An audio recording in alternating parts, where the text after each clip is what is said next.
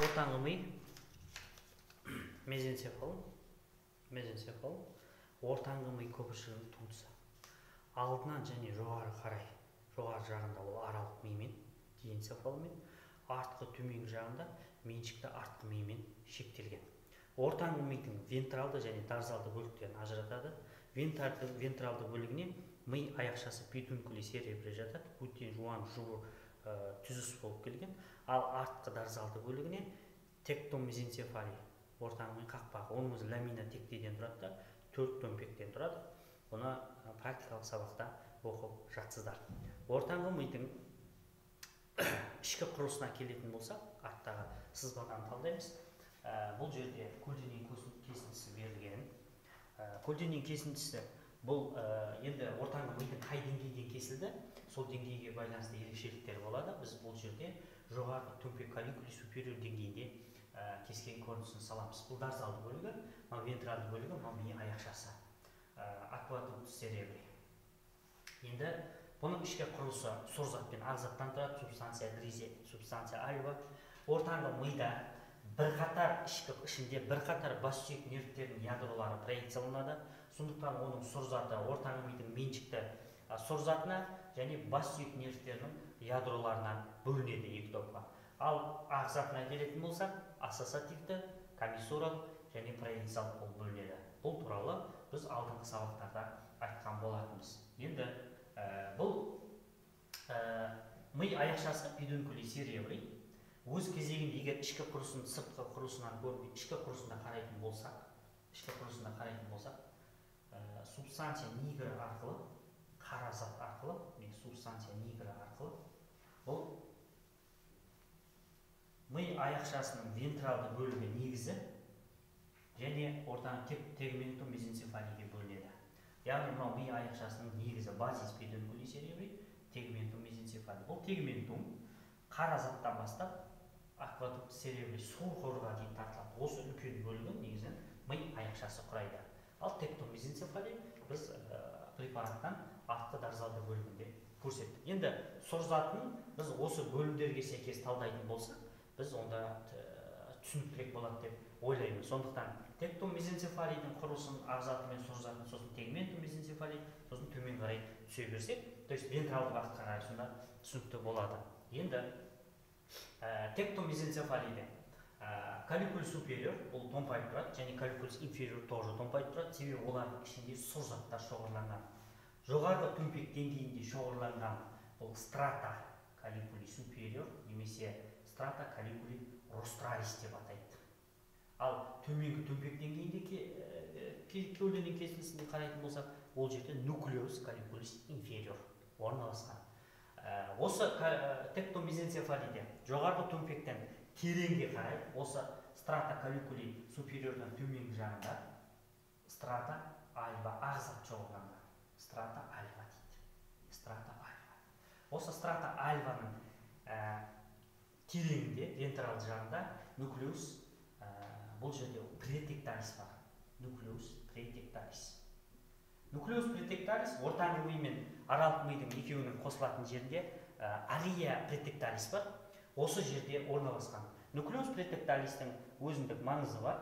Бұл нуклеус претекталис жоғарғы төмпекті екі жақты байланыстырады және нуклеус аккумулятористің парасимпатикалық ядросымен байланыс жасайды. Сол арқылы бұл орталық, бұл ядро бір көзге жарықтандыру түсірген кездегі екі жақты немесе қарама-қайшы жақты көздегіде қарашық реакцияларының қалыптасуына жауап береді. Яғни екі көздегі үйлесімді біріккен қызмет осындайды реттеуге қатысады.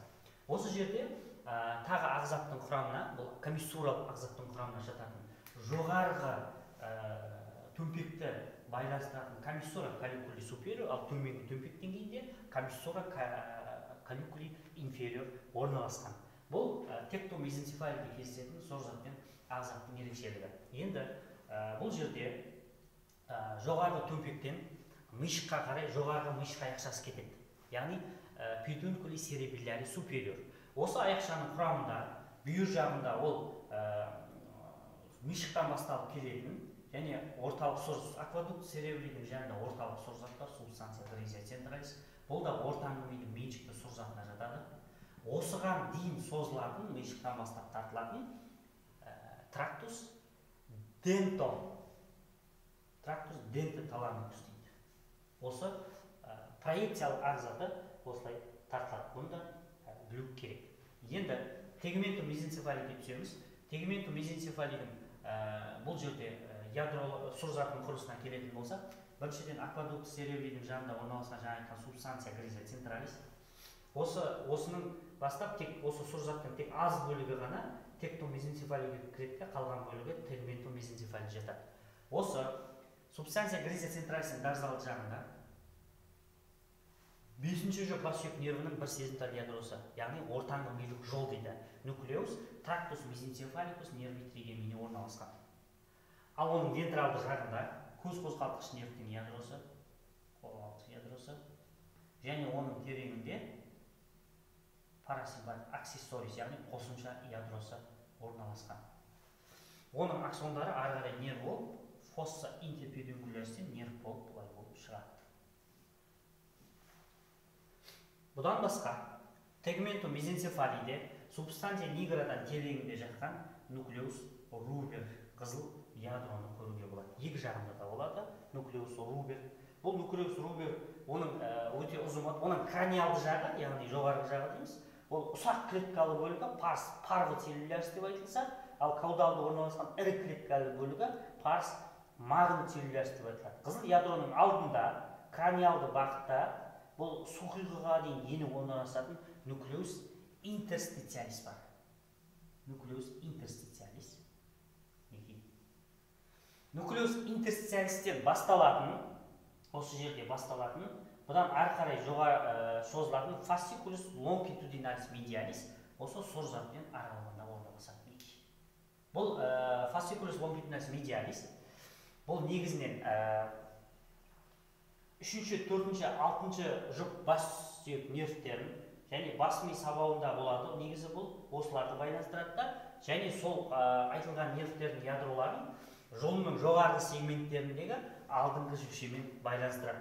Сол арқылы бұл өткізгіш жол осы ядродан шығатын басты қозғаған кездегі көз алмасының үйлесімді қозғалуын қамтамасыз етеді. Яғни біз басты бір жаққа ұрсақ та көзді бір қалыпты бір нүктеде ұстай аламыз. Сондықтан осы үйлесімді біріккен қозғалыстар осы өткізгіш жол атқарады. Бұл да проекциялық ағзаттың құрамына жатады. Осының дарзалды тереңінде субстанция гриза централиске жақын тағы екі жақтың құрылым бар. Бұл фасцикулус лонгитудиналис дарзалис артқысы.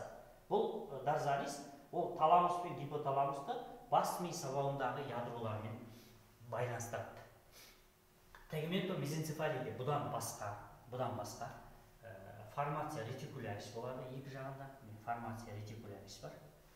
Және тағы проекциялық жол нуклеус руберден кететін мынау лимнискус медиалис. Бұл туралы да айтқан болатынбыз. Ал оның латерал жағында лимнискус латералис орналасады. Бұл да проекциялық ағзаттың құрамына жатады. Субстанция ниграны мана айтып өттік. Субстанция ниграның өзі екі бөлімнен тұрады. Оның дарзалды орналасқан парс компактта және вентралды орналасқан бұл торлы бөлігі деп атайды. Парс ретикулярис деп айтылады. Негізінен артқы дарзалды бөлігі қабылдайтын бөлігі болса, алдыңғы бөлігі ары қарай импульстарды өткізіп беретін бөлігі болып табылады. Міне, бұл жалпы бөлімдер. Енді ми аяқшасының енді негізі қалды. Ми аяқшасының негізінде сұрзат шоғырлары жоқ. Бұл жерде проекциялық жолдардан ағзаттан тұрады. Егер оны үшке бөліп қарастыратын болса, оның медиалды жартысы фибри кортико-понтини ми қатысынан көпірге дейін тартылады. Ортасында оның фибри кортико-нуклеалис, яғни ядролармен байланыстыратын бөлігі. Ал латералды бөлігі фибри кортико-спиналис деп айтылады. Бұдан басқа ми аяқшасының ортасы фосса интерпедункулярис қой. Осының тереңінде жататын нуклеус екі ядроны анықтауға болады. Нуклеус интерпедункулярис деген екі ядросы орналасады. Міне осы ерекшелікті білу керек. Тегмен мезенцефалийде тағы бір комиссурал ағзаттың құрамына жататын екі жол бар.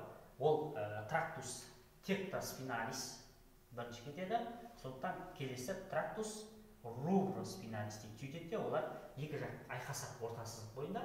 Бұл яғни ми тегументум мезенцефалийдің комиссуралық ағзаты болғандықтан осыны бізде комиссура тегменталис деп немесе декуссацио тегменталис деп атайды.